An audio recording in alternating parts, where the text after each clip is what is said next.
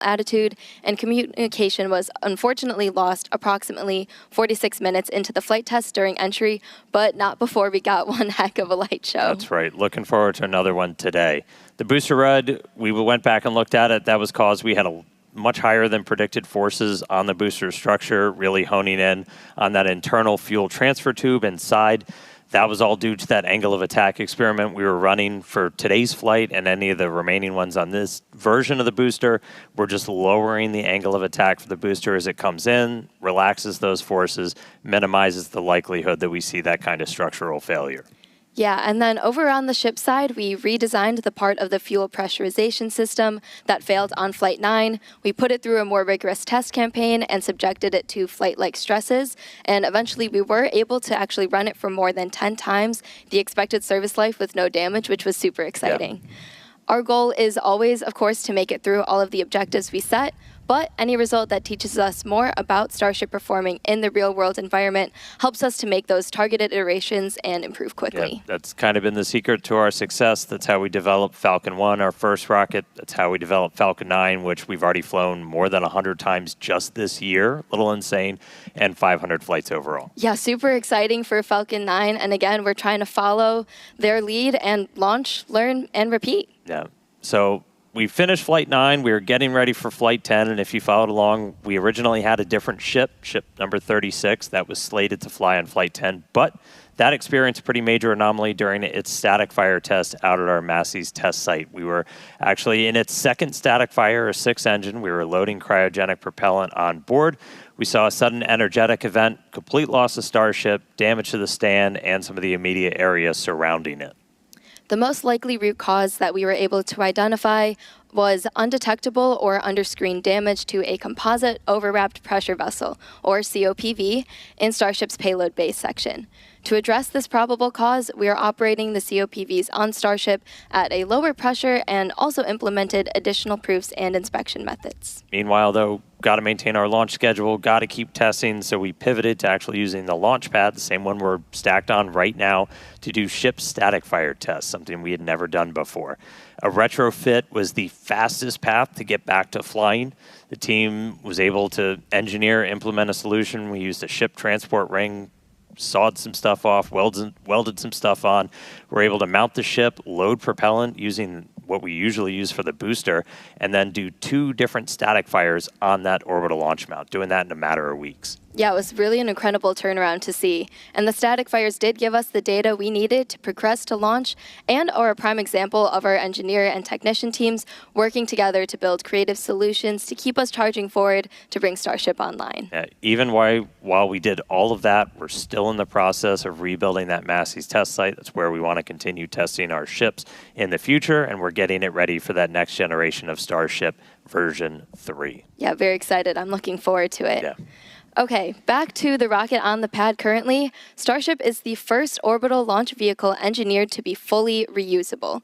It's built for frequent flights and a significant amount of payload. It is the largest rocket ever made, ever flown, largest flying object in human history. It's going to be the vehicle that enables our foundational mission to eventually bring humans to Mars.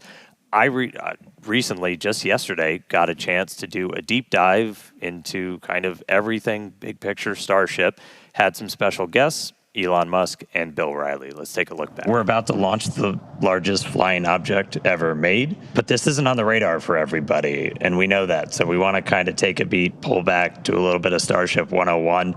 To do that, I've got some special guests crashing the webcast today. Joining me now in Star Factory, Elon Musk, Chief Engineer at SpaceX, Bill Riley, our VP of Starship Engineering. Thanks for being here, guys. I know we got a rocket about to get off the pad, but let's start people off like high level. Like, why are we here? What the hell are we doing here? Well, I don't know about everybody, but I'm here to try to build into the future that I imagined and dreamed of as a child, where starships with people are out among the stars exploring the universe. Yeah, so the why, it's always important to explain the why of things.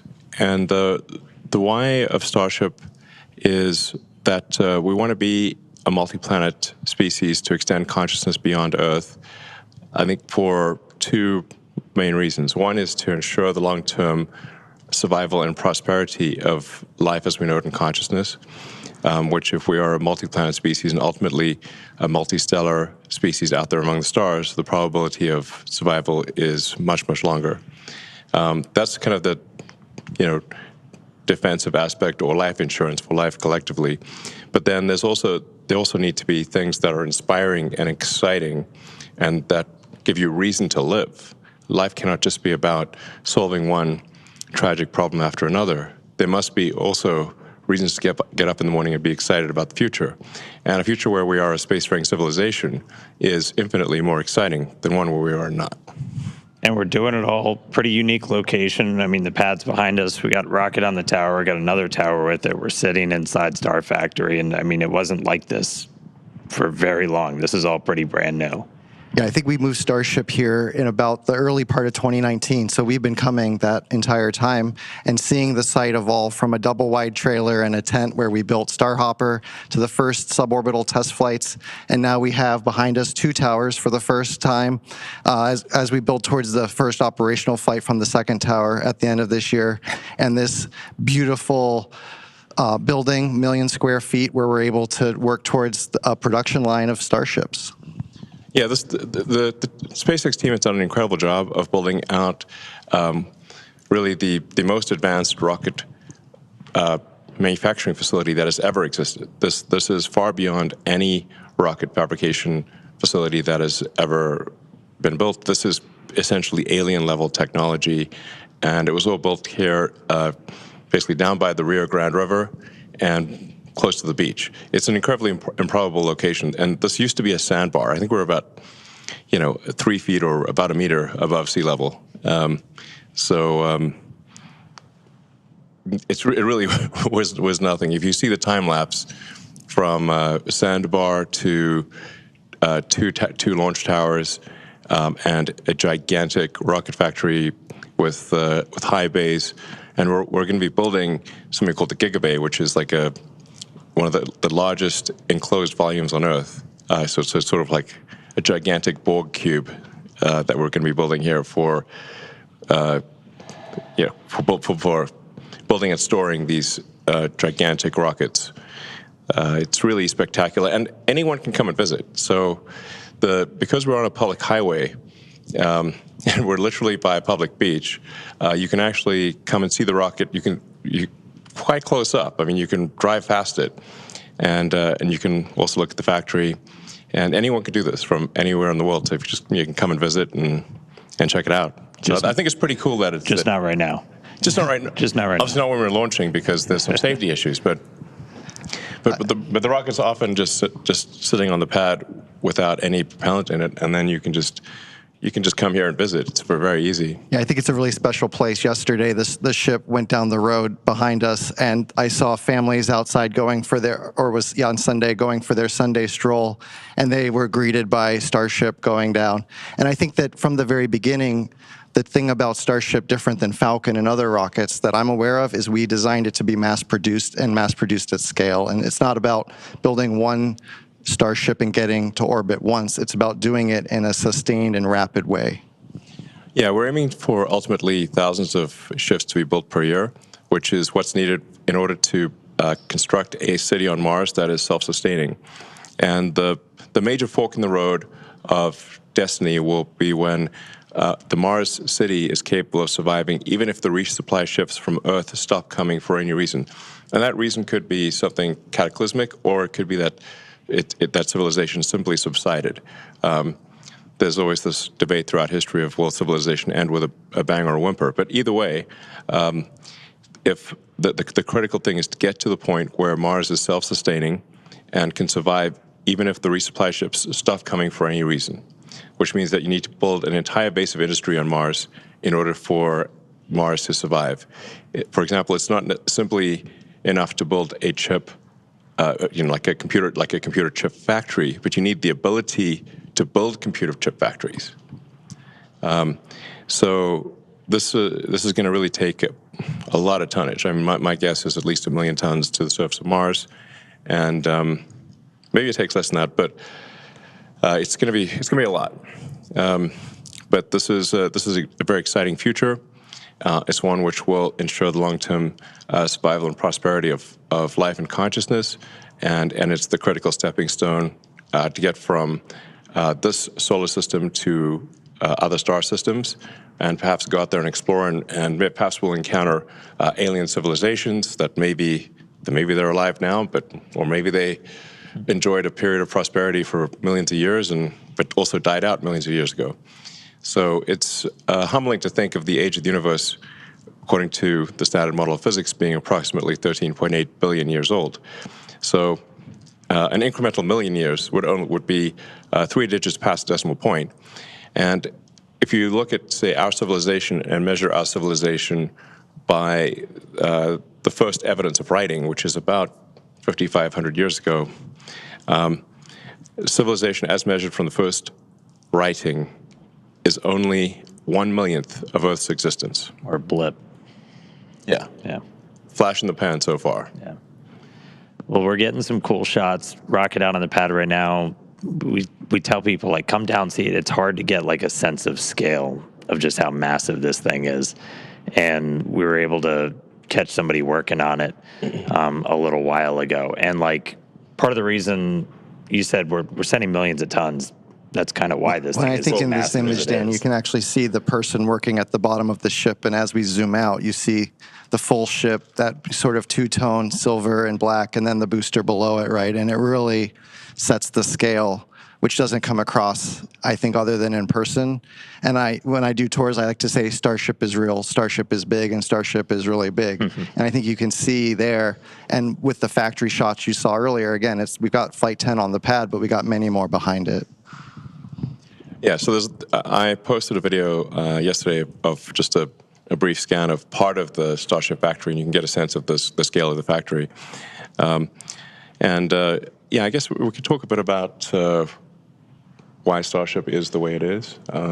Like, for example, why is half of the ship black and half of it is silver colored? And that's because the bottom half of the ship, the bottom as seen from orbital entry, has a heat shield on it. So the black there is the heat shield, and then the core structure of the rocket is a special alloy of stainless steel, and that's where you see the sort of shiny silver parts are stainless steel. The reason for steel over aluminum is that the heat of atmospheric entry and the heat of the rocket engines is enough to easily melt aluminum, but steel is much more resilient against both ascent heating, but especially the reentry heating. And you don't have to paint it, which is actually very difficult to paint a large object that is going through cryogenic cycles and have the paint stay on. It's quite challenging. And so we've talked about it. It's massive. It obviously takes a whole lot of energy to make that thing move. And that's where Raptor really starts to come in. Most advanced engine on the planet. Giant Yes. lightsaber. No, that's a lightsaber and a half. You would get vaporized in an instant if you were standing in front of Raptor. So, yeah, burnt to a crisp in less than a second.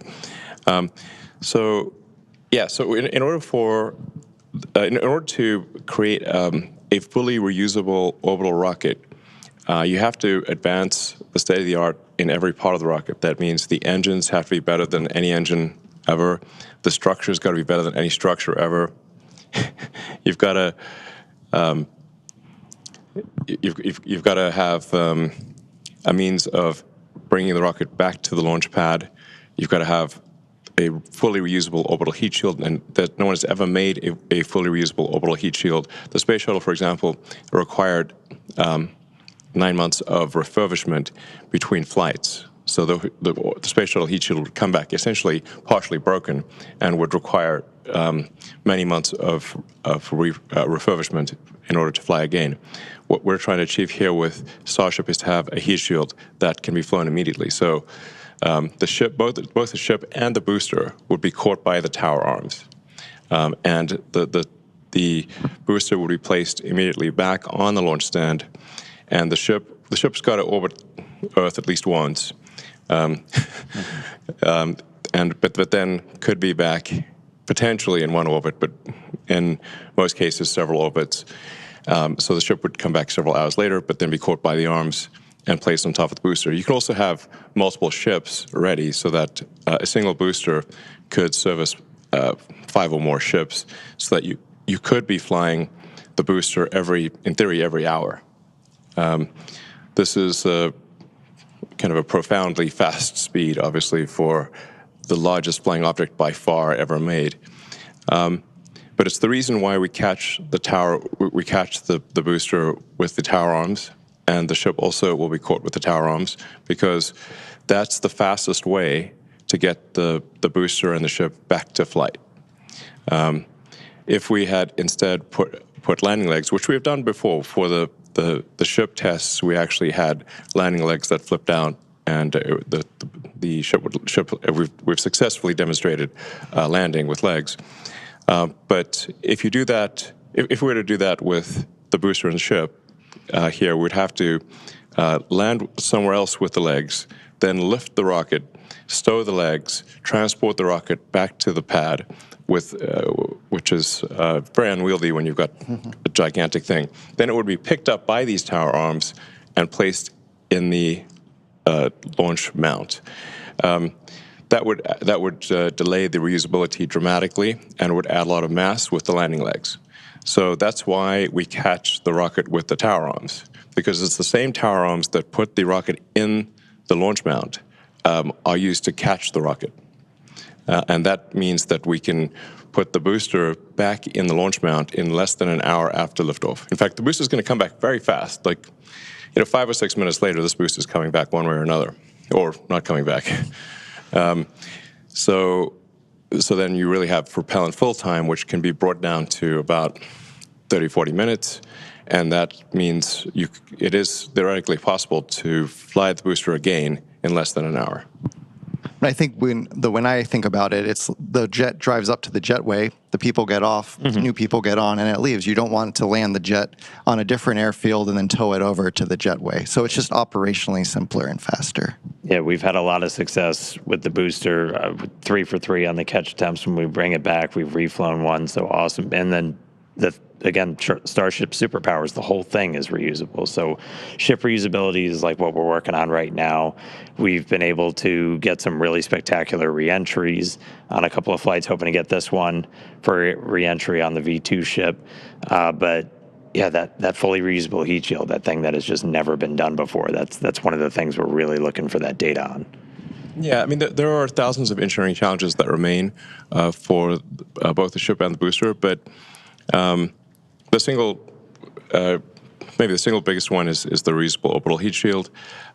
We are confident in making a fully reusable orbital heat shield, but it will require many flights, many iterations to figure out where the weak points are in the heat shield, where we need to change the design, either strengthening the tile or changing how big the gap is between tiles, changing what's underneath the tile. There's 100 different variables that we could tweak with the ship tiles, the heat shield tiles. But the only way to know exactly what we should be adjusting is to fly repeatedly and be able to examine the ship upon landing. And we have successfully brought the ship back through the atmosphere and achieved a soft landing multiple times. So we know that this is possible, but we have in the process shed many heat shield tiles.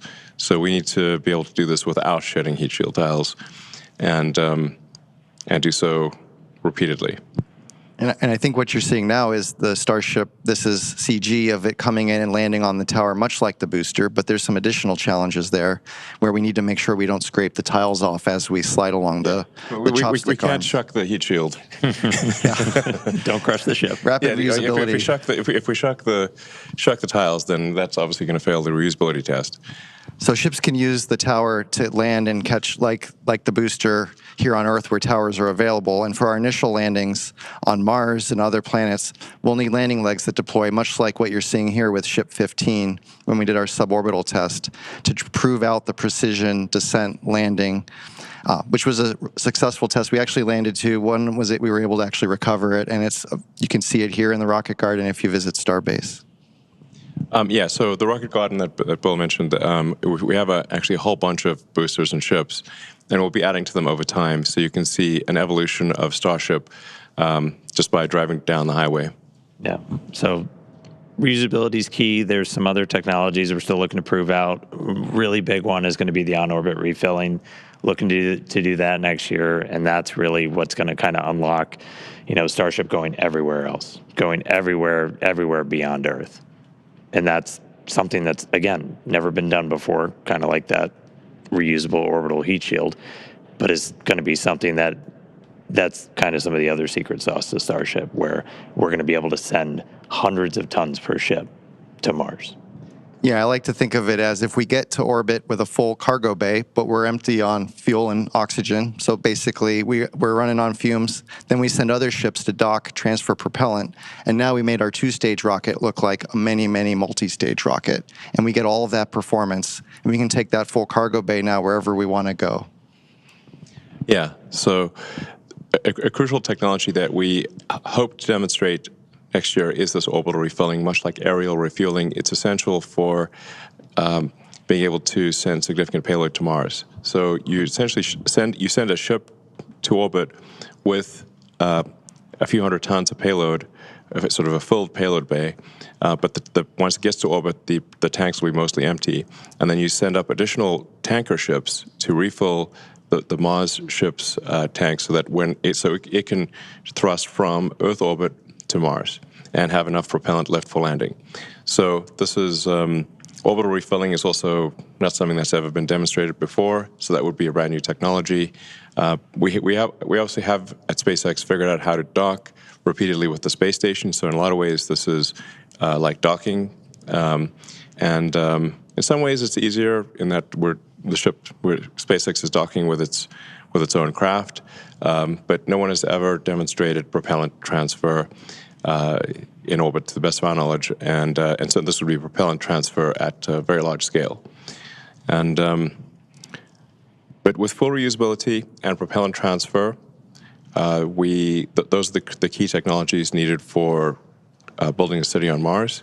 And I'm confident that the SpaceX team, which is incredibly talented, will achieve these goals, and we will be landing ships on Mars in the future and building life on Mars, building greenhouses and life on Mars, and ensuring the long-term survival of life as we know it. And it's important to note here that obviously, we are effectively stewards of life here on Earth. That the other creatures cannot build spacecraft and get to other planets. So if there were to be a cataclysmic event, like a giant meteor that destroyed the dinosaurs, or ultimately the sun will expand to envelop Earth and destroy all life, we know this is an undisputed fact. Then if we don't take life to another planet, all life will be destroyed. So it's incumbent upon us to ensure that we do bring life to other planets and ensure the long-term survival of life as we know it on planet Earth. And I mean, aside from that, there's so much that Starship unlocks by being able to do these things. Like, we'll be able to go to Mars, but there are other just transformational things by being able to take that many people, that much stuff to space for that much less money. Yeah, I mean, I think like understanding our planet better, being able to move people around the planet, make it feel smaller and more accessible. You could go anywhere on the Earth, in less than 40 minutes, basically, in terms of flight time. So I really do see Starship as being this thing that can connect us, just like Starlink connects our information. This can connect us more physically. Yeah. So there's really nothing faster than a rocket. Really, an orbital rocket is the fastest thing that we know of of the fastest means of transport. So, like, you could go from LA to Sydney in less than half an hour. You could go LA to Tokyo in less than half an hour. You could go from New York to Singapore in half an hour. Everything's probably half an hour, basically. Some things might be 10 minutes. Yeah, that's true. I mean, yeah, sign me up for that, please. All right, cool. Cross the Atlantic in 10 minutes, no problem. Please, yes, sign me up. You're going 25 times the speed of sound, so that's 30 times faster than a commercial aircraft. And it's a whole hell of a lot better view. Yeah, it's a hell of a view. Yeah.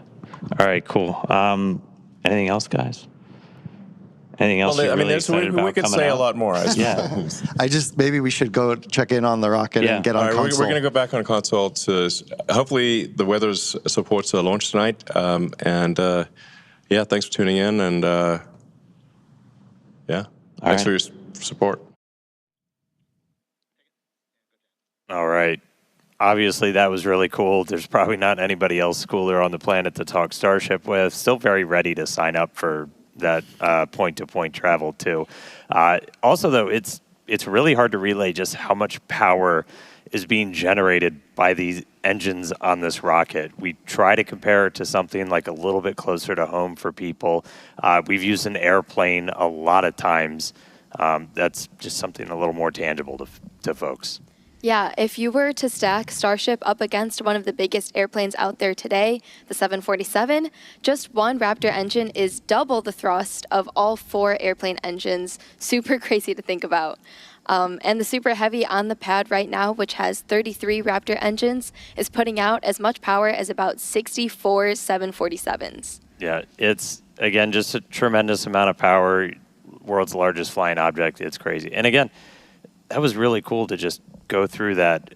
I love to geek out as much as everybody else over all the nitty gritty, but always important to remember there's a lot of people that just don't know that all of this is happening. So it's cool to remind them, cool for everybody else out there to help us spread that word. All right. So right now we are 17 minutes, 12 seconds and counting until the 10th Starship flight test. While we do have a moment, though, let's check in over with Tyler Lionquist over in Hawthorne for the latest on Starlink. How's it going, Tyler? Thanks, Dan and Amanda. I'm Tyler Lionquist, and I'm a Starlink business analyst here at SpaceX. Starlink is SpaceX's low Earth orbit, high-speed internet that's bringing connectivity both on Earth and in space. Now, for today's mission, Starship is outfitted with 4 Starlink terminals, allowing us to get live views of ship while in orbit and all the way down to splashdown in the Indian Ocean. Our Starlink satellites are built in Redmond, Washington, which is also where we monitor the health of the entire constellation. So let's take a quick look for more on Redmond. What a lot of people might not realize when they think about the scale that we're operating is that actually 2/3 of the operational satellites in orbit are Starlink satellites. And then all of those Starlink satellites came from right here in Redmond.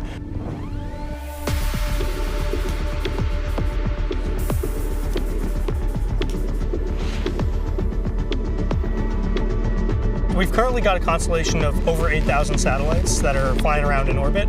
So they're working together to fill out the whole surface of the Earth, make sure everywhere can have service.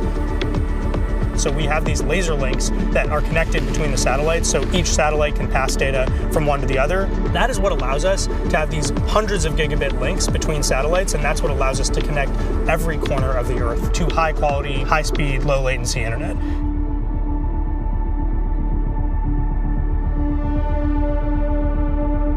When you think about that Starlink that you have at home, the technology that's in there and that's in your antenna is very similar to the antenna that's on the satellite.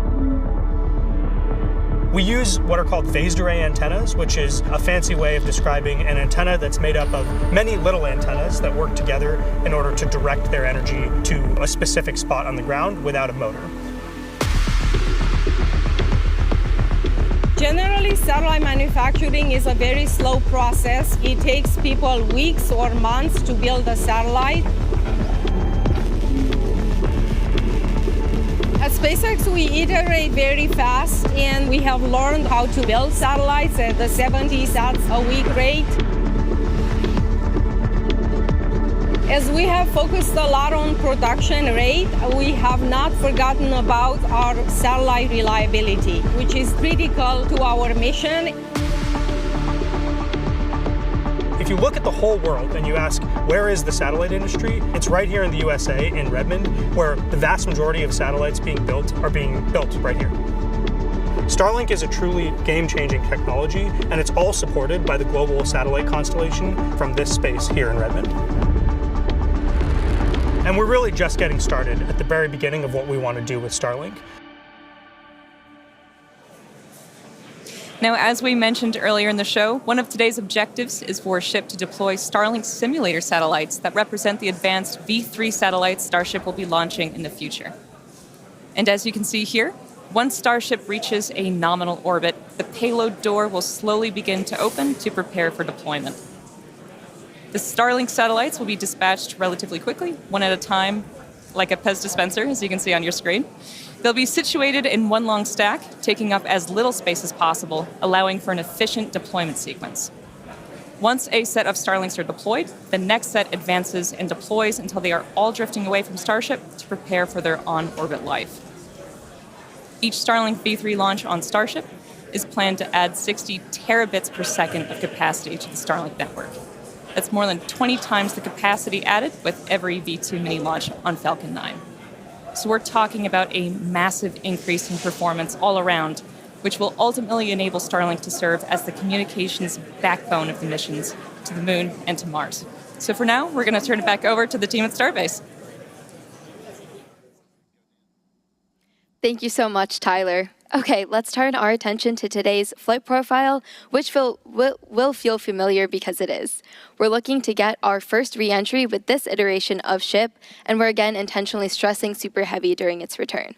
The next generation booster is on the horizon, so the objective is to push and learn all we can from this current version. All right, let's jump right in. As always, it's going to start with liftoff. Super Heavy ignites 33 engines lifting off from Starbase and ascending. It's going to power that ascent for about 2.5 minutes until we get to hot stage separation. Super Heavy shuts down all but 3 engines, deeply throttles the remaining ones, stage 2 lights its, and flies away.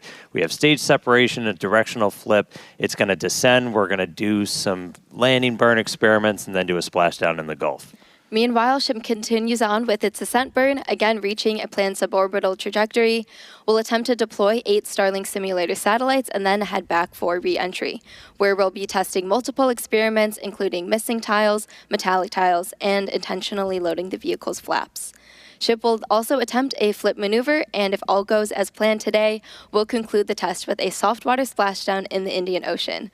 So that's what we have on deck for Flight 10, which is just about 11 minutes, 40 seconds from launching. That's right. And so just a quick status check-in. So as you said, we're about 11.5 minutes away. We have some good news. We got our latest range and weather status, and surprise, everything is looking green today. Thank so goodness. that's the biggest news that we were looking for. Again, weather is the main watch item for today, but we are green right now. We're not tracking any issues with the vehicle or ground systems, so we are looking pretty good for launch. We did all of our normal pre-flight checkouts with all the different vehicle and pad systems. At this very moment, we're almost done, or we're pretty far into our prop load on SHIP, and a little bit more to go on the booster. Yep, looking closely, it looks like we're nearly closed out on SHIP, like Dan said, about 70% of the way through on both methane and LOX on the booster side. We'll continue loading prop for a while. We'll close out at about T-minus 30 minutes, 20 seconds on SHIP, and then 30 seconds later, we'll finish up loading prop on the booster. Yeah, so bottom line, a little over 10 minutes to go.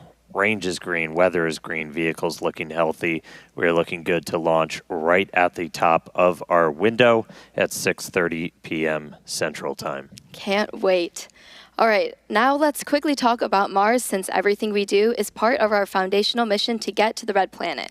Each Starship launch is to learn more and more about what's needed to make life multiplanetary and to improve SHIP to the point where it's taking millions of people to Mars. Yeah, we've shared the plan previously in the last couple of months. We're looking to start sending the very first Starships to Mars next year. These missions, not with people. We're just looking minimally viable landers, so let's just prove that we can get there.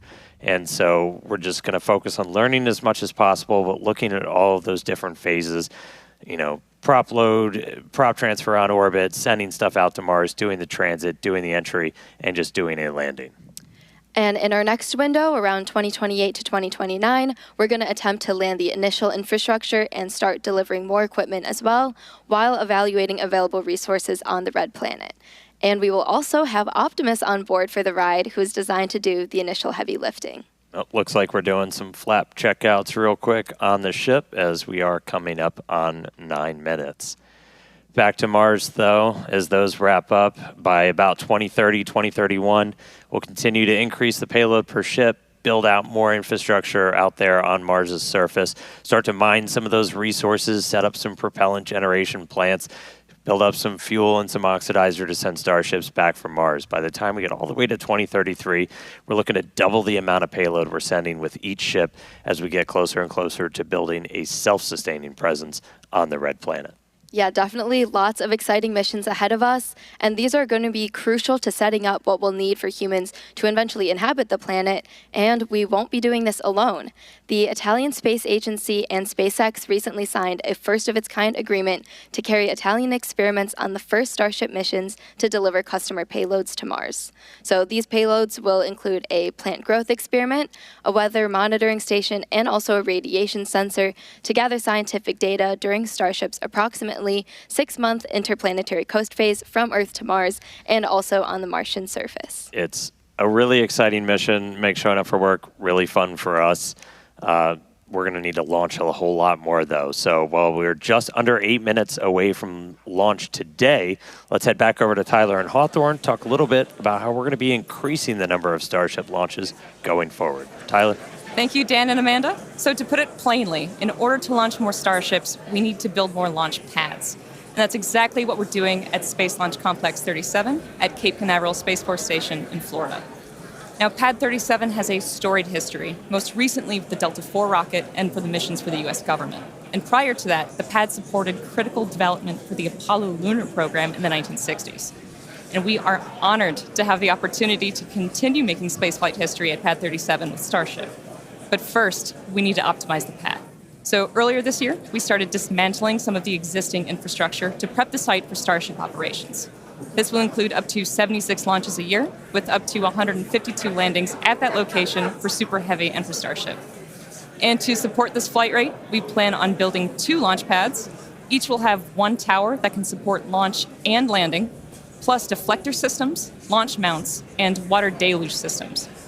This will also include a propellant farm that will produce propellant on-site and serve both launch pads.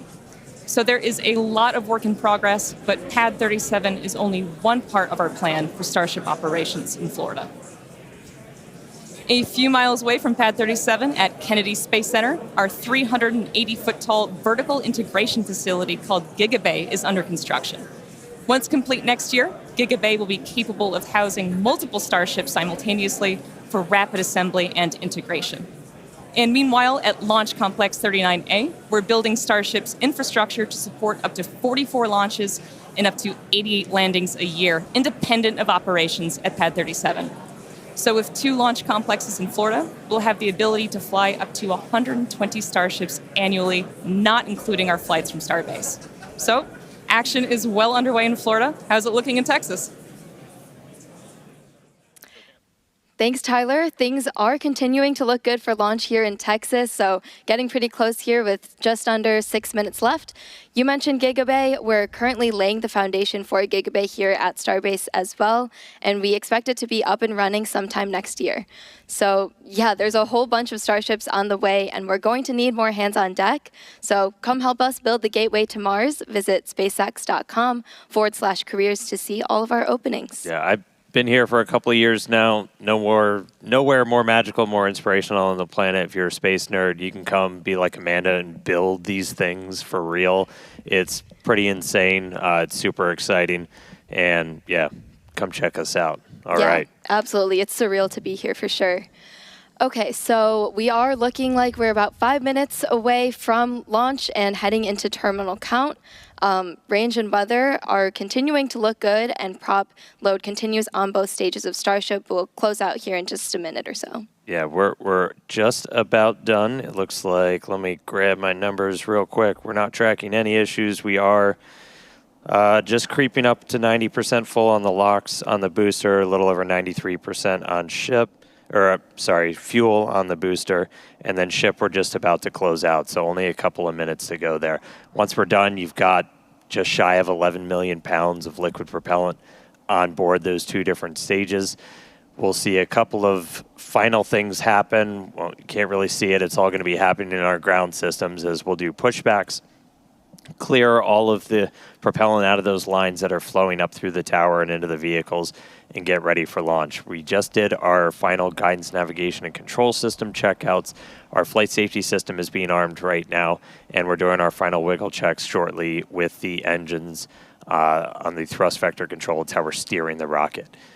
If we need to hold, which we are not currently tracking a reason to hold, that would come at T-minus 40 seconds. You saw us do that yesterday. We can hang out there for about 8 minutes or so right now.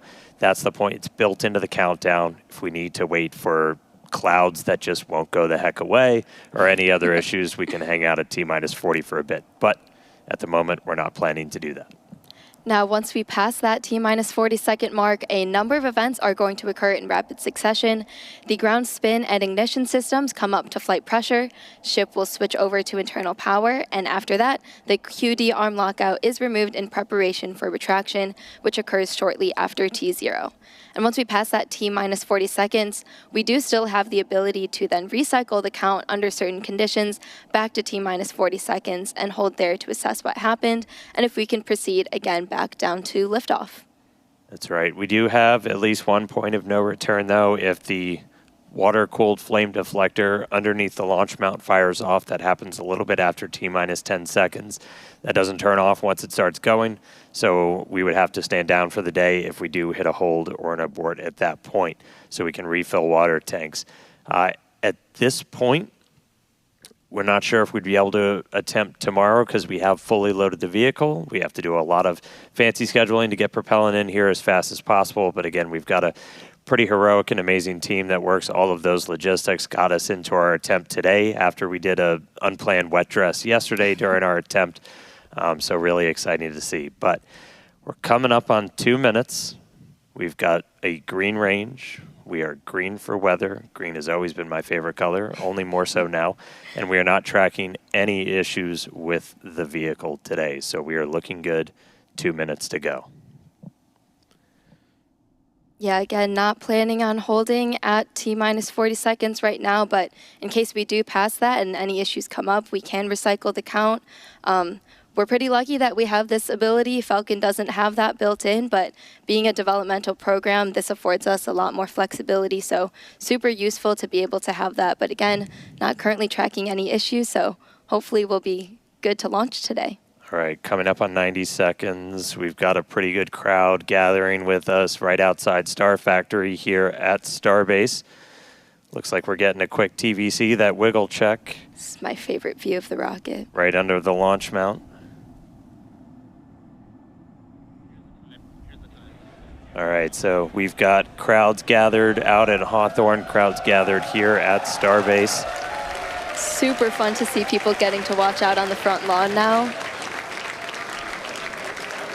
1 minute to go to launch.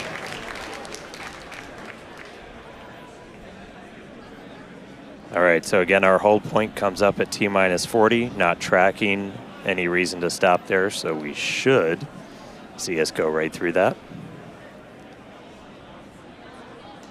All right, we are through T-minus 40. We are counting down. We're going to let our flight director, Maciek Batura, take us the rest of the way. 30 seconds, the 10th liftoff of Starship.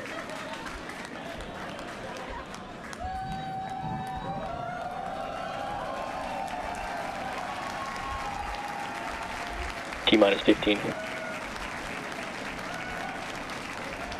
T-minus 10, 9, 8, 7, 6, 5, 4, 3, 2, 1.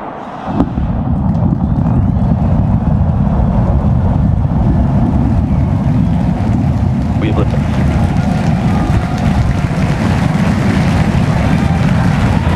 Vehicle pitching downrange.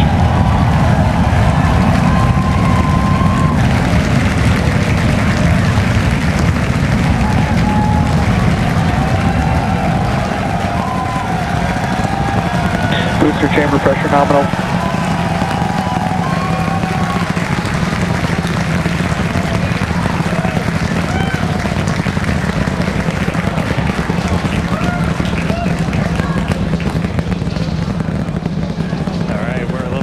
40 seconds into flight. 33 out of Booster and 33 ship, Raptor avionics, engines. power and telemetry nominal. Getting good call outs, healthy systems on the booster as it starts to pitch over the Gulf.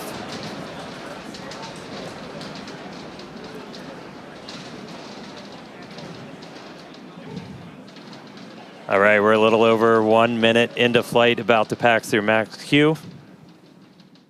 Max Q. All right, so we are through the period of maximum dynamic pressure, max stress on the vehicle as it continues to fly. Our next major event is going to be hot staging, which is happening in just over 90 seconds from now. To get ready, the booster will shut down all but 3 of its Raptor engines. The clamps holding the 2 stages together will release, and the Starship second stage ignites its engines. The ship then separates from the Super Heavy booster and heads to space. At the same time, the 3 engines still firing on Super Heavy will flip the booster around. 10 more engines will ignite for the boost back burn, putting the first stage on the path for splashdown in the Gulf. As we mentioned earlier, the hot stage will be jettisoned for this flight, and that should occur just after the boost back burn. So we're about to shut down the first stage and perform hot staging. So let's just watch and listen.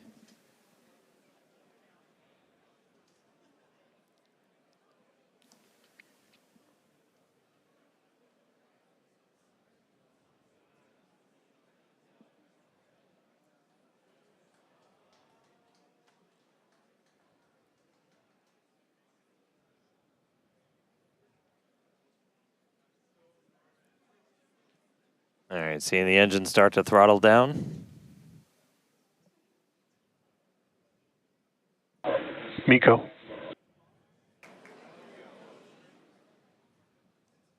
Ship ignition. Boost back burn startup. Stage separation.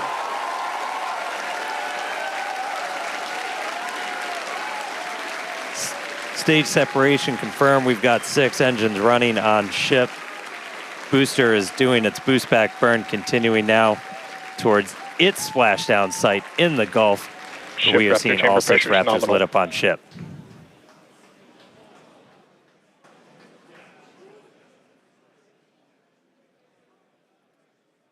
You heard them report ship chamber pressures nominal, so that chamber pressure, just that expected thrust level in those Raptor engines on the ship. 3 vacuum optimized, Ship 3 sea avionics, level, power and all telemetry looking nominal. good.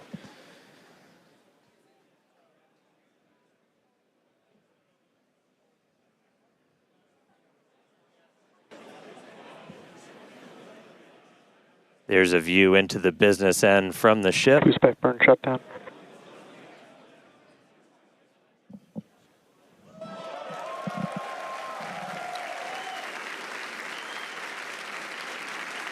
All right, so at this point, we finished our boost back burn, so that was shut down. So that's the first of the 2 burns after a launch that the booster is going to do today. So now it's headed towards the Gulf.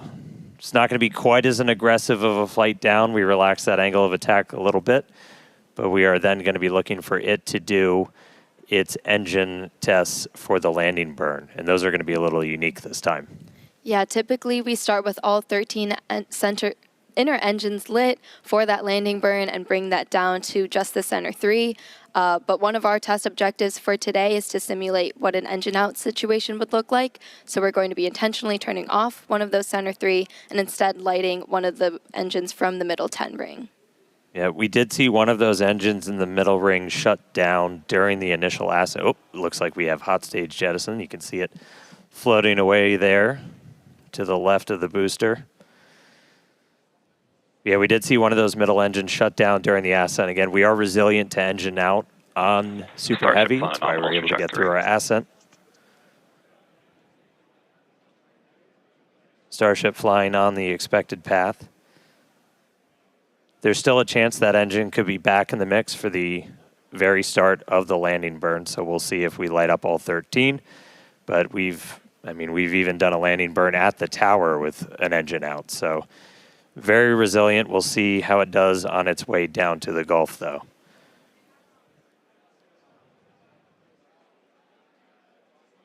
All right, so we got a couple of minutes. That landing burn start should be just about 40 seconds away.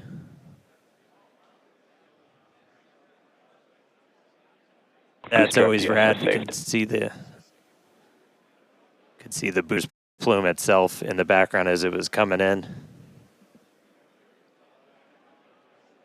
All right, about 20 seconds to landing burn. Ship Raptor chamber pressure is nominal.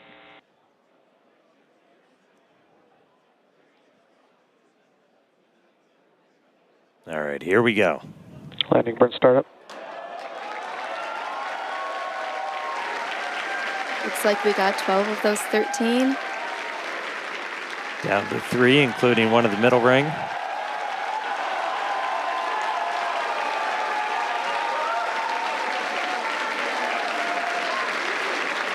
Down to 2.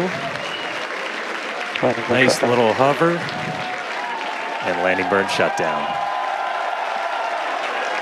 And into the Gulf, here we come. And the booster has splashed down. Incredible flight for booster today. Meanwhile, back in space, about 7 minutes into today's flight, ship continuing its ascent burn. This goes until just about 9 minutes into our flight. That ship engine cutoff is slated for 8 minutes and 57 seconds. We are going to see those 3 RVAC, the Raptor vacuum engines. Those are the bigger circles and that little indicator on the bottom right of your screen. Those will shut down first, and we continue burning for a couple seconds longer on those inner 3 before we hit SECO, or second engine cutoff.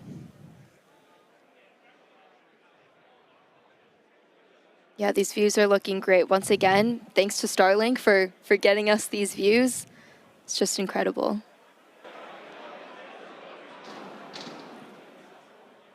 And we just heard the sound from booster. It's like we just got a late boom from the booster.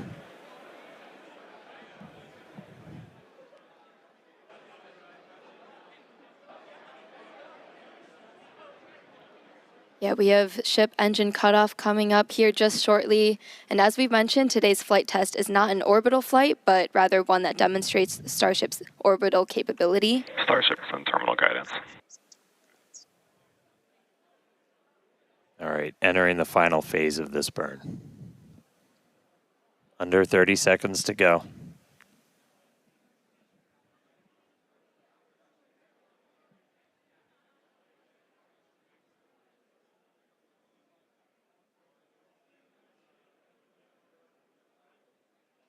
All right, shut down the vacuum engines.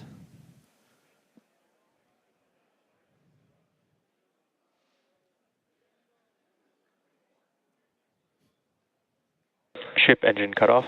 We shut down those center 3. Successful ship engine cutoff.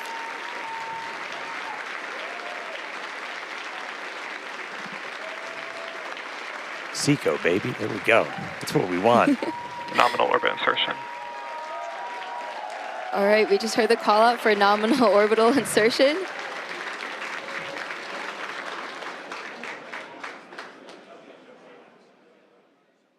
All right, so ship is in space. There we go. We're seeing the flaps starting to move into a stowed position. That's why it looks like your camera's moving. Yeah, exciting to see Starship safely in space and super pumped to see all the team's hard work in action here today. And of course, as guaranteed, it's been an exciting day so far. We successfully lifted off right on time at 6:30 p.m. Central Time. Thankfully, our weather was looking good today. And booster, we had our soft splashdown in the Gulf, so ship continues on. Yeah, ship able to complete its ascent burn all the way in. You can see some of the shadows start to creep as it's going to be eventually flying into an orbital nighttime. So we'll see some daylight start to go away. But ship is in orbit, completed its burn. And, I mean, that's just the beginning. Now we've got a whole bunch more to go. So we've got some exciting demonstrations planned while we're on orbit. So that right there, we just saved the FTS, the flight termination system. That's that automatic flight safety system we have on the vehicle. So that is now turned off while ship starts its coast period. We are coming up, our next milestone is going to be the deployment of those Starlink simulators. We've got some payload inside of Starship that we're hoping to deploy into space for the very first time. That deploy is supposed to start at about 18 minutes and 27 seconds into the flight, so just about 7 minutes from now. That deploy will take place over a couple of minutes. It'll go about one satellite a minute, so we'll be spread out over that. It might get a little dark, but we've got a couple of views that we can show you to see that deploy in action. After that, we're also looking to do a relight of a single Raptor engine while we are in space. We've done this once before. This is not necessary to deorbit, as we are in a suborbital trajectory, but this is essentially a chance to test out what we need to be able to do a deorbit burn. So we'll be doing that a little bit later in the flight, about 37 minutes or so into the flight. And then we get into reentry. We're looking to get that light show and, more importantly, get that really critical data about the ship's heat shield. Yeah, exactly. At about T plus 45 minutes, we'll be heading for reentry. Again, running those experiments with the tiles. We're going to be doing missing tiles, metallic tiles, and also intentionally loading those vehicles' flaps. Hopefully, we'll also see a splashdown in the Indian Ocean today. Yeah, we were able to get to a reentry last time, but we didn't have full attitude control, so we weren't able to go in, heat shield first the way we're designed to. So we ended up losing contact with the ship before we could make it all the way through. So you still get data, but you're not really getting the data that we want to make sure we're kind of stress testing the vehicle. As Amanda just said, we removed a bunch of tiles, and we do this in some intentionally scary places on the vehicle because we're really looking, are there spots that were vulnerable to this before we ever start moving towards, putting ship into a full orbital mission to then do reentries a little bit later on. So really, really critical to get that data, really looking forward to a controlled reentry. Yeah, for sure. As we always say, our main payload is data, but today we also have some actual payload on board, and those simulators that Starship will be deploying, we'll see coming up here in just a few minutes. These are dummy satellites that are about the same size as our V3 Starlinks. We have 8 in the Starship PEZ dispenser and expect to deploy at a rate of about 1 per minute, as Dan mentioned earlier. Starlink is critical in all of our flights on Starship to get our main payload data, as we always say. And in fact, it's Starlink that's currently providing these views you see as Starship cruises a couple hundred kilometers above our home planet and provides real-time telemetry through every phase of flight. Yeah, we took a peek inside of the Starship payload bay there for a second. So there's 8 of them there. They kind of look just big steel plates, essentially. They're roughly the same size as those V3 satellites. When we do get that view inside of the payload bay, the payload door will kind of be on your right, and we'll start to see them go out like a PEZ dispenser. Yeah, here's a look inside. So those right down there in the center, they're kind of 2 stacks of 4 on either side, and then the payload door is just to their right. And so we'll look to see that open, and then those satellites start to go. We vent the nose cone, so we essentially bring it down to vacuum before we open the door. That was one of the things we ran into on the last flight, as when we had that fuel diffuser fail, the pressure in the nose cone became basically too high for the actuator of the door to open. So that's why we weren't able to get the door open that time. We have not seen anything like that on this flight. Everything's looking good with our fuel tank and our fuel press system. So we are hopefully just a couple of minutes away from seeing that payload door open and getting to our first ever payload. It's not the first payload we've ever carried, but it's the first one we're going to try and shoot off into space.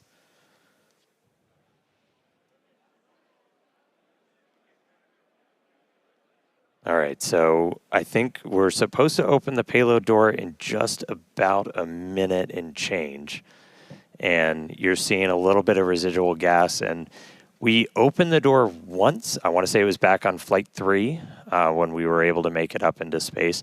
And you'll kind of see a lot of that gas rushing out into the vacuum of space. It's the residual that's left over after we've already vented it down. So kind of a cool light show. And then we'll get ready to deploy those payloads out.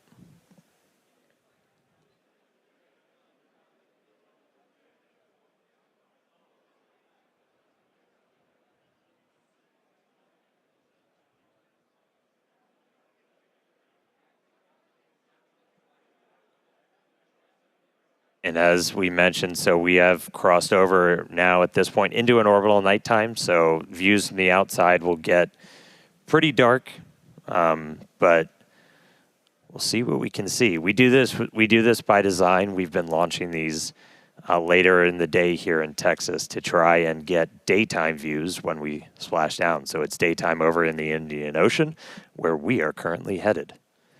Just a few seconds until we expect those payload doors to open.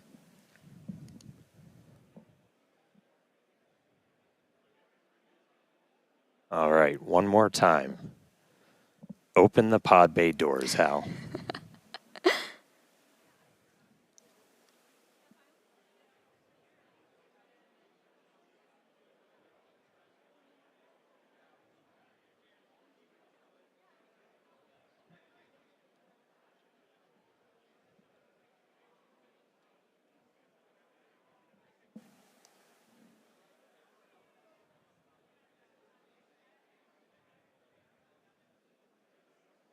So we are currently in payload deploy prep.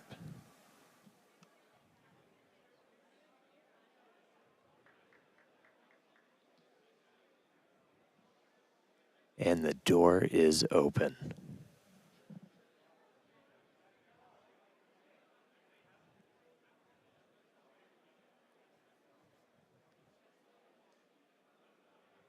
All right, so the payload door is open. We should see the first satellites start to deploy at about T plus 18 minutes and 27 seconds. So should be only about 30 seconds. So one step closer. Hal listened this time. He cooperated. He opened the payload door for us. There's a view kind of behind the Pez here looking out into the vacuum of space. About 15 seconds until payload deploy.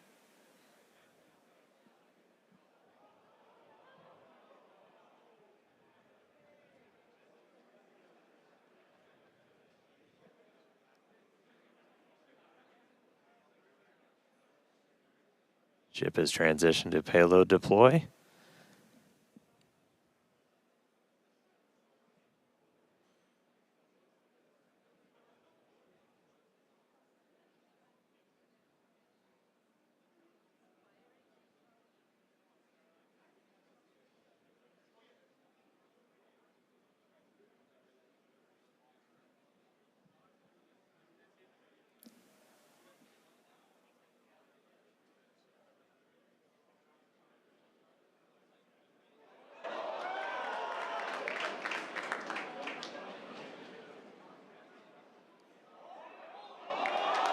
There we go.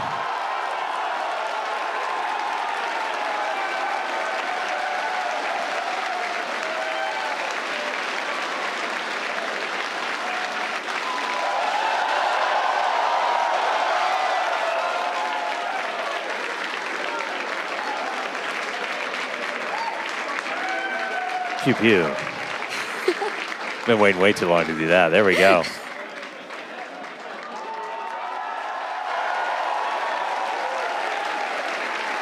There goes another one.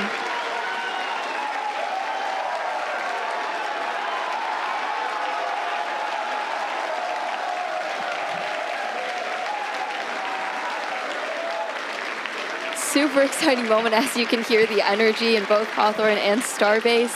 Everyone's super excited for finally getting to deploy some of those simulated satellites. Pez system moving down. Next row. There we go. As we said, we're going to do about one every minute or so. And this is just kind of a dress rehearsal for when we're going to be deploying the V3 satellites, and these are just a massive, massive increase to Starlink's capability. Each one of them has it's 60 terabits per second of capacity that's going to get added to the network per launch. That's 20 times more than what we're adding with every single Falcon 9 launch today, which, you know, step increase in capability. There goes another one.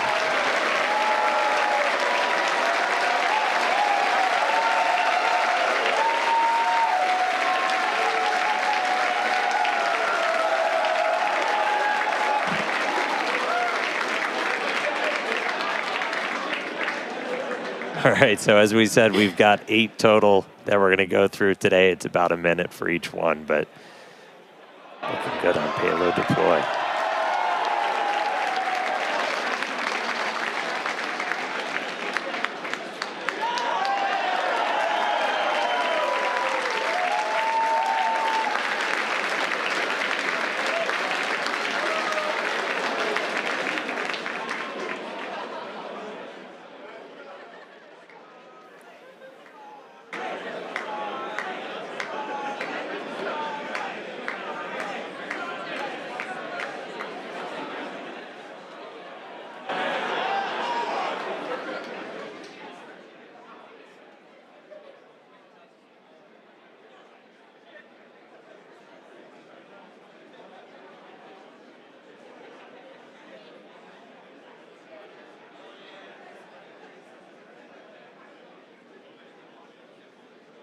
All right, so we're about halfway through.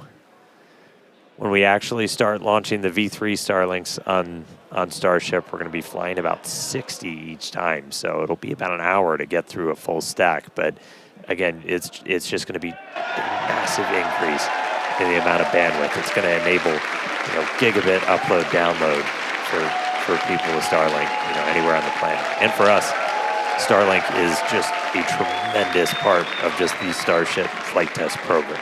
Yeah, absolutely. Always getting us that data, and yeah, the amazing views we have on the vehicle today. Yeah, views brought to you by Starlink of us deploying Starlink simulators before we deploy actual Starlinks. How deep does it go? All right, another one firing out.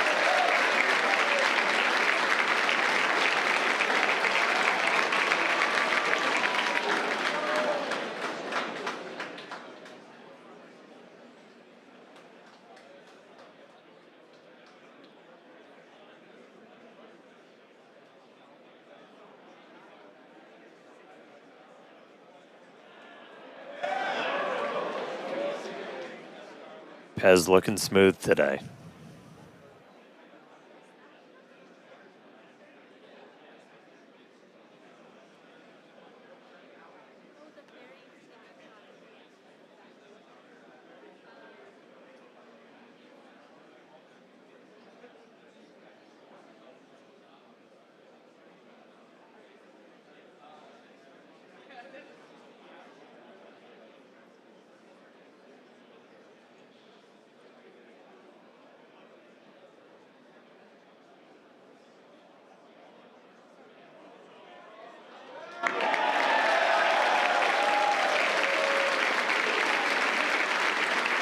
All right, looks like we've got one left. Almost there.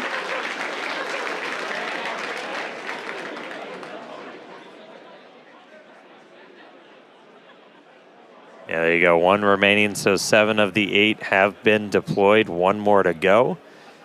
And then we will have completed our first ever payload deploy operation. Just a reminder, we're on a suborbital trajectory. These satellites on that exact same suborbital trajectory, they're going to burn up entirely and are on that same trajectory towards the Indian Ocean. So the last one has been deployed.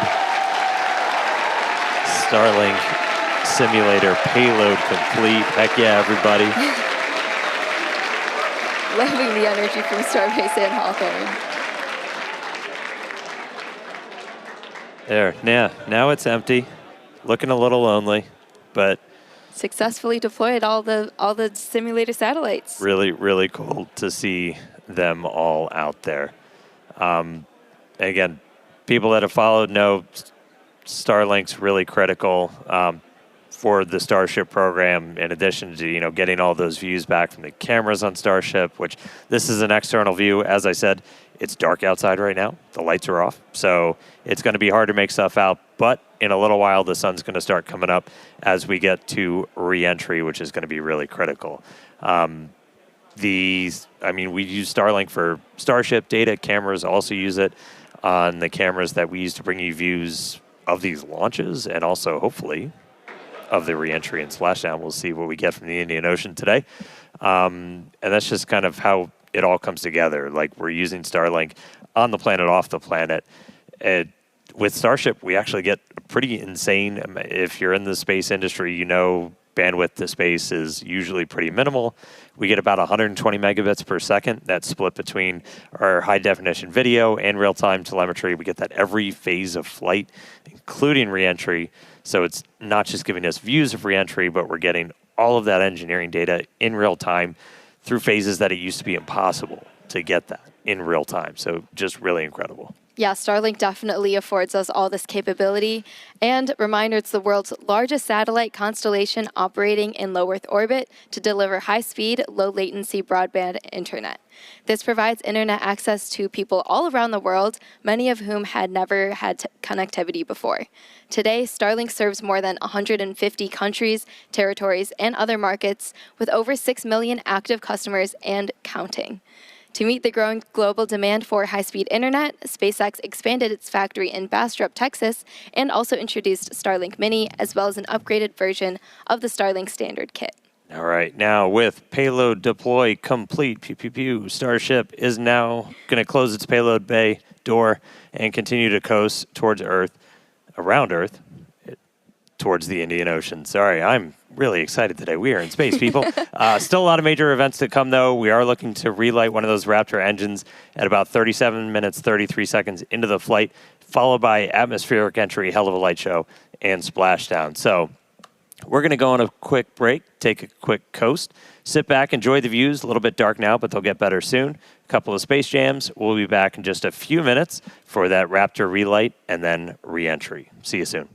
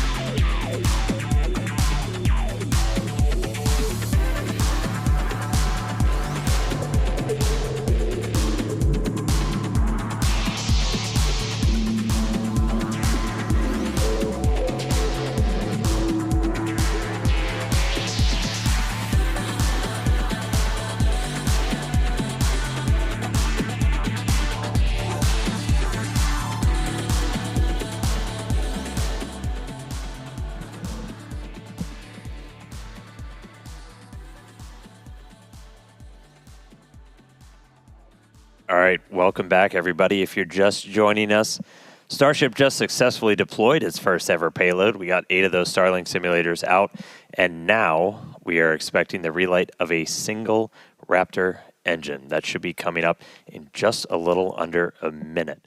We're going to be lighting just one of those Raptor sea levels in the middle there. This is not a deorbit burn. It's a demonstration of what we'll have to do for deorbit burns, but we've done this once before. This is something we're really going to have to do when we're doing orbital missions, so it's a pretty critical test. We are just a couple seconds away.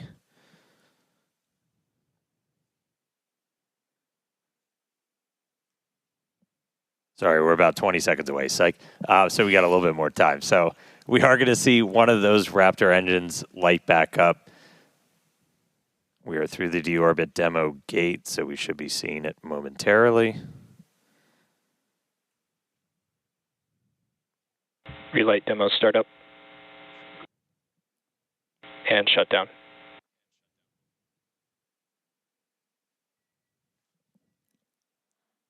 All right, looks like we confirmed the relight of one of those center Raptor engines. Second time we've done that. Super exciting. Huge congrats to the team on this milestone. Very exciting to see. That was a cool light show. Yeah, I get to do a mini version here. So again, that's going to be really critical for when we're doing deorbit burns. Like as you're going through, which if you don't have one of these, my God, they're so much fun. But like you're able to actually like light. Oh, Dan, turn it on. Light that engine. Not set my co-host on fire. And that's what we'll eventually do to, break out of orbit, come back down to Earth. So really cool to see one of those engines light back up again in space. That was our last in-space thing. Very exciting. We're going to be heading back for re-entry at about T plus 45 minutes. So we're going to take another quick break, and we will see you soon.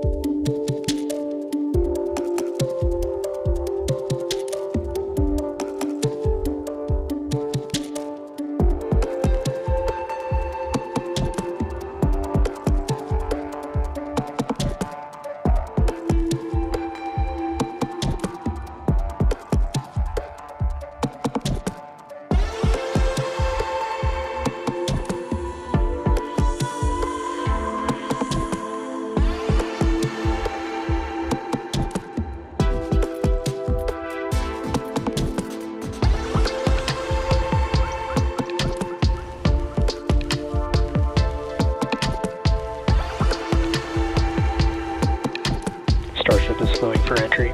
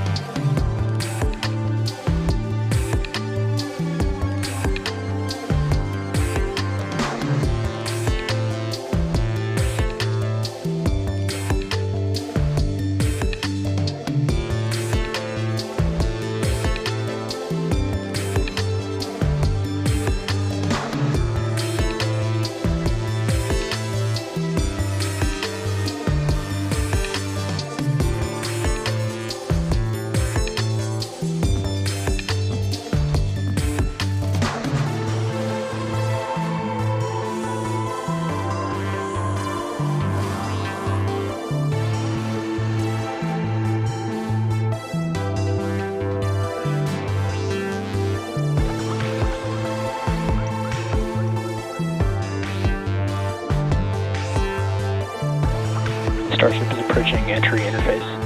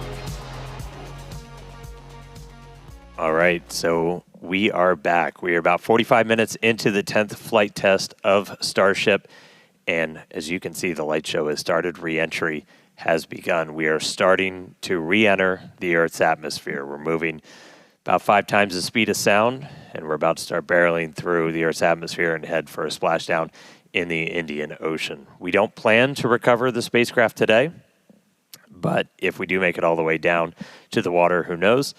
But the goal of this part of the flight is to learn as much as we can about the ship's heat shield. A fully reusable, rapidly reusable heat shield for a spacecraft has never been done before. It's one of kind of the hardest engineering challenges still out there for us.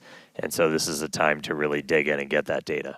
Yeah, absolutely. And re-entry is a critical phase of flight, so we'll need information on how the ship's system end up performing. And Starlink will also help us gather as much data as possible, which is really the main reason why we do these flight tests. Starlink provides us with one more path to collect data to help us rapidly iterate on Starship's design. And if the ship manages to make it all the way to re-entry, we'll collect valuable data on the spacecraft flying through the Earth's atmosphere at hypersonic speeds, or more than 5 times the speed of sound. Yeah, throughout history, a lot of times this is when you go into just a complete data and insight blackout, where that plasma sheath builds up around the outside of the spacecraft that blocks all of your signals that are trying to fight through to talk to either satellites out in space or towers down on the ground.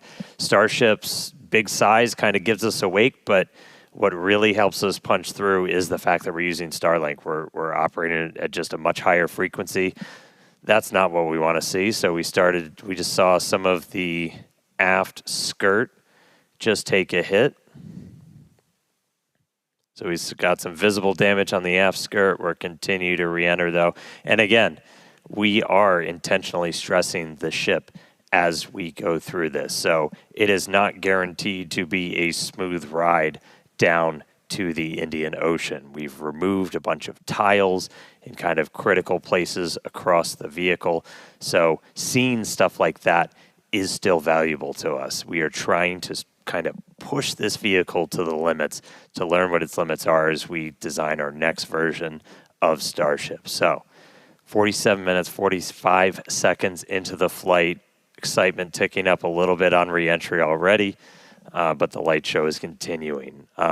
This reentry is going to take about 20 minutes or so until our planned splashdown. We were trying to splash down about 1 hour and 6 minutes into the flight.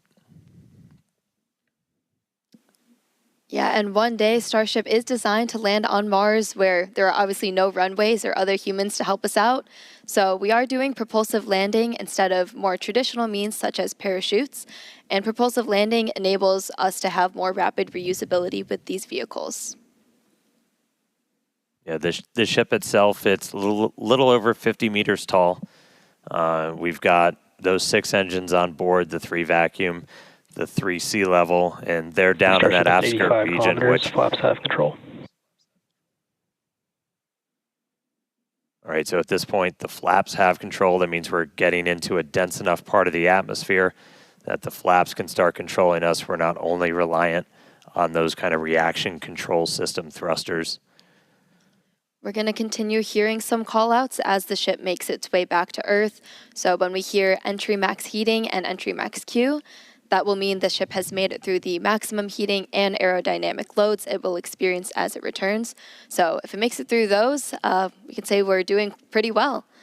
I will say I'm happy re-entry cleaned off this camera for us. It was a little dirty from the weather, so thank you, Plasma, for giving us this view as we start coming down.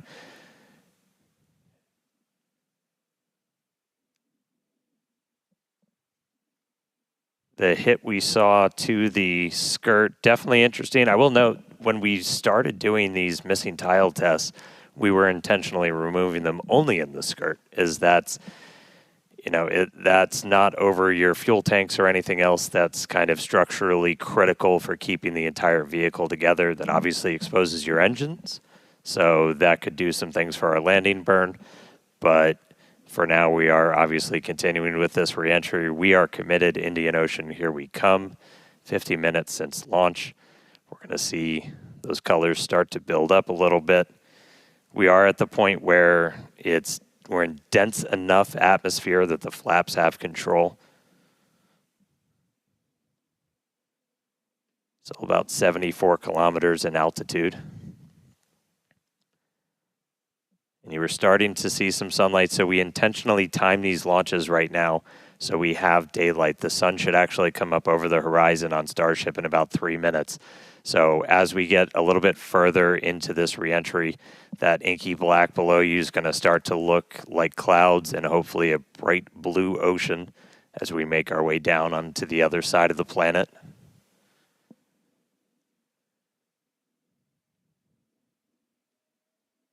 We've got these cameras. These cameras are really cool. We added these several flights ago, looking directly at the flaps as not just the heat shield, but these flaps, how they're able to control the vehicle, withstand that reentry, the seal locations, so kind of where they connect to the ship itself are some of the most critical.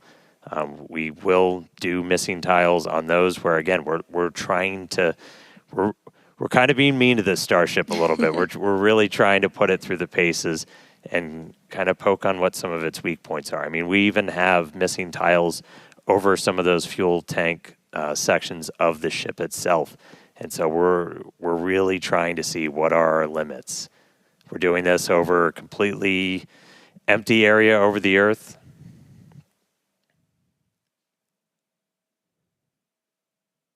Look at our Raptors there. We are, assuming we make it all the way down to the ocean in one piece, we will attempt a flip and a landing burn. We do have at least one buoy, everybody's favorite camera person, out in the Indian Ocean right now, being powered by Starlink. So that's at our planned landing location. So if we're able to get any live views of the ship, that'll essentially tell you that we nailed our target. Able to do that on our 6th flight test, do it in the daytime, which was really exciting.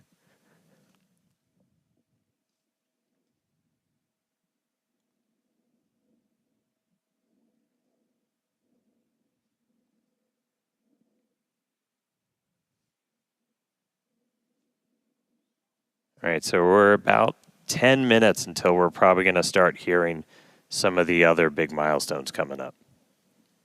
Yep, in about 10 minutes, like Dan said, Starship will be transonic.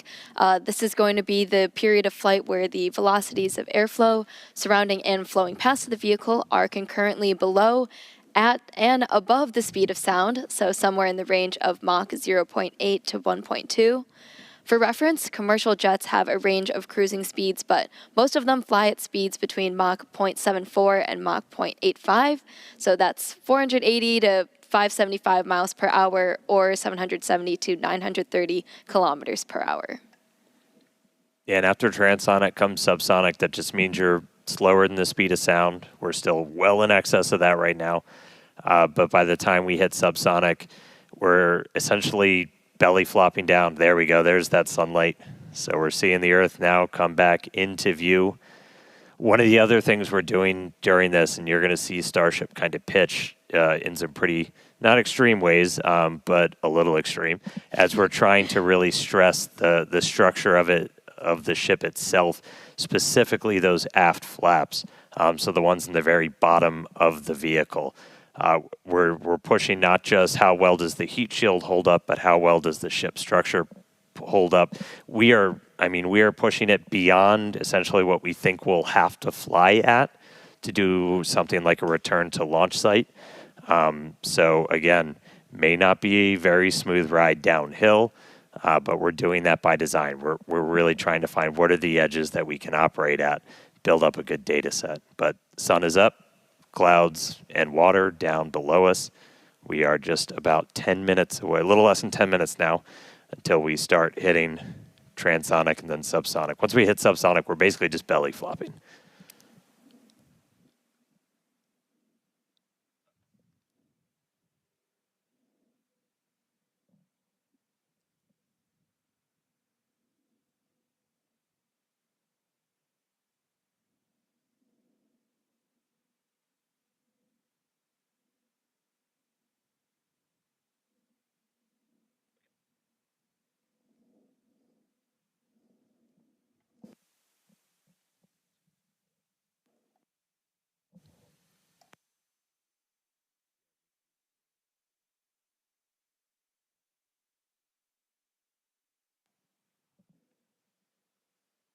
All right, so about 55 and a half minutes in, you can see the sun is up. Again, we intentionally designed these flights to lift off in the evening here so we get these daylight views so we can get as good a video as possible on the ship, assuming we make it all the way down. We've got at least one buoy powered by Starlink that's out there in the landing zone in the Indian Ocean, hopefully giving us a view again.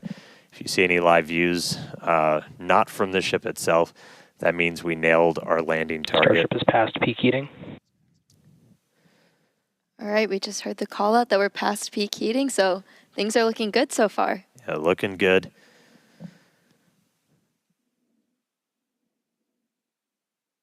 And at this point, again, the flaps are controlling. So this movement you're seeing is that forward flap moving to try and just maintain control, maintain attitude of the vehicle as we're coming down.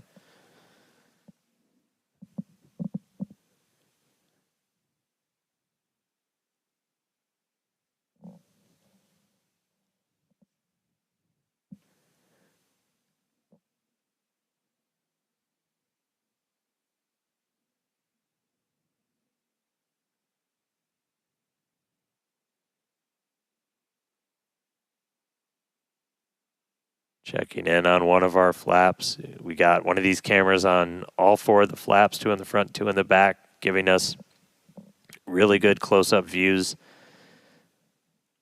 As we obviously don't have a camera that can see the entire heat shield. These give us kind of the best that we can do.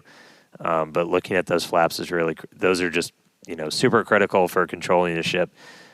You have some ability to maneuver kind of cross range. So as you're coming in, you can see in that indicator at the very bottom right that we've pitched up quite a bit. So again, we are maximally stressing those aft flaps right now. Looks like we got a little bit of burn through the very bottom part of it. Everything's still looking good. Ship maintaining control.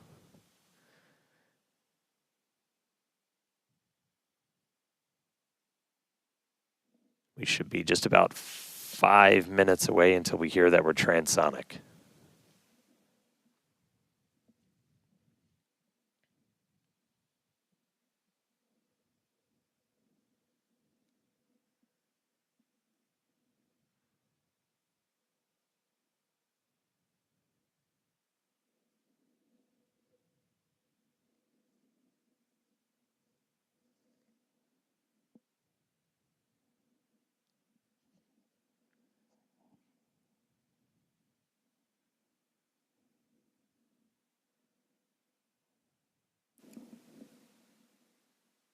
Still a little bit toasty on the aft skirt of the vehicle as we continue coming in. Again, we are intentionally stressing the flaps so we can learn all we can.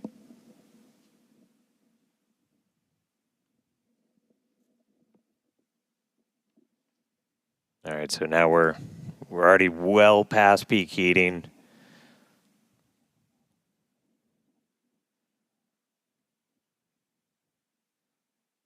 Just about 48, 49, counting down to 48 kilometers in altitude.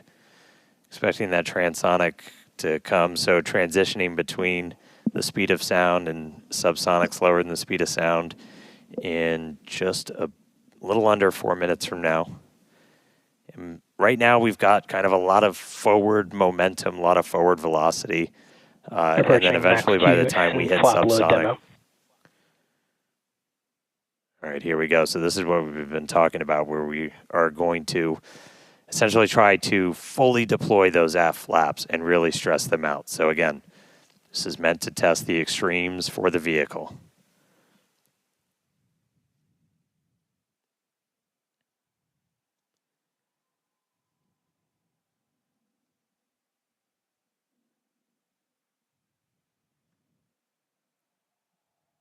All right. See those flaps swinging out? Again, we're putting ship through the ringer on this flight in.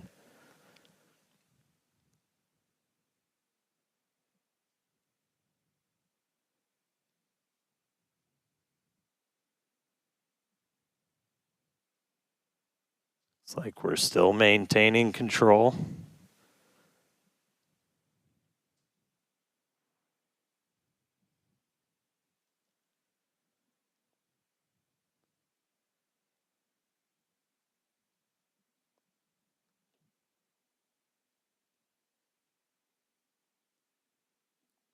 All right, flaps earning their paycheck today, getting through kind of that max stressing. Definitely things looking good so far. We're about 2 minutes out now from Starship becoming transonic. One cool thing to note as we get some of those views showing kind of the whole length of the ship, one of the changes we made after Flight 6 was to change the tile line a little bit. So we had kind of scaled back the number of tiles significantly, as when we go to catch these ships, you don't want to, I think as Elon said, you don't want to shuck the ship as you catch it and knock all those tiles off. So we knew we were going to have to kind of peel back that layer a little bit. And the first time we did it was on Flight 6, and we saw kind of wrinkling and dimples almost in the ship as we were creating these hot spots in the uneven parts of the heat shield. And so we kind of address that. We smoothed it out. That's why you've got kind of that nice smoothed out black line now on the ship. And just looking at it, we can see kind of a little bit of hot spot, a little bit of warping almost.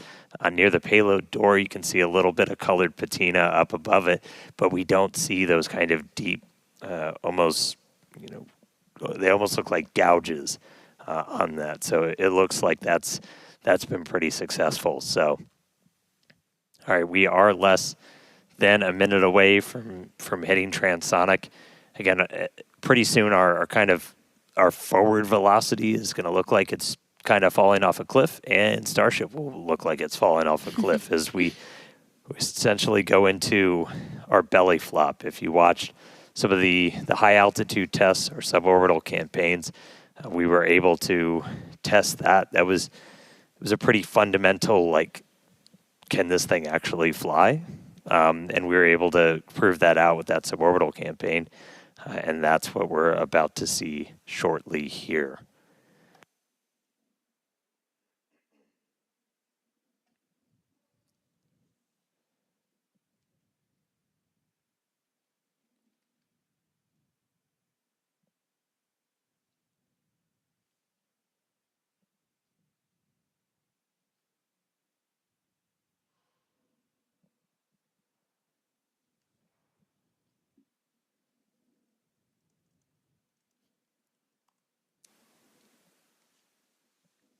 All right, so at this point, we've dropped below the speed of sound, so Starship itself is subsonic. We are starting to chill the engines for a landing burn attempt. Landing flip supposed to start in a little over 2 minutes. Subsonic Indian Ocean, we're on our way. Starship is subsonic. There we go.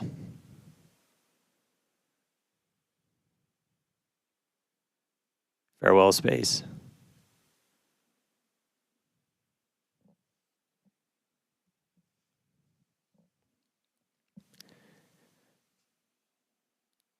All right, so coming up in just a little under 2 minutes, so we're going to do the flip and the burn. So we're only using those 3 center Raptor engines, the sea levels, the ones that can kind of gimbal, that can move around and steer.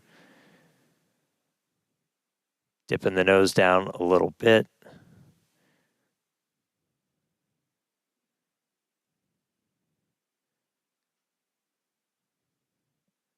Got 2 of our engines chilled in, waiting on 1 more. So again, we'll attempt to use 3 burns for that initial flip. We eventually go down to just 2 Raptors for the end of the landing burn.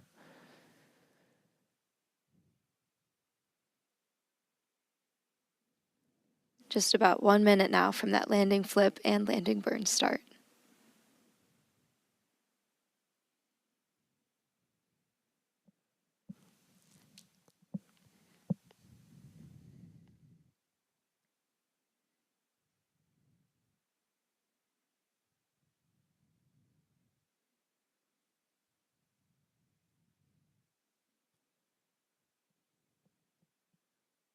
Structurally, we're looking good. Got good pressures in our nose cone for everything. Just about 30 seconds. So again, we're going to look for the flip. So Starship's doing its belly flop right now. We're going to do the flip. Swing out. Let's punch through some clouds first.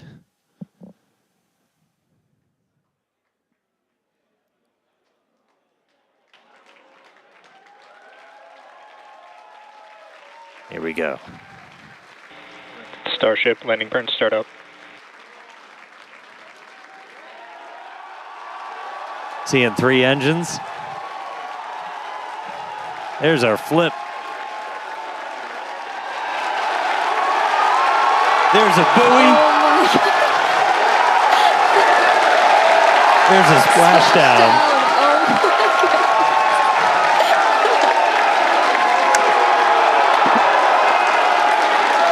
Hey.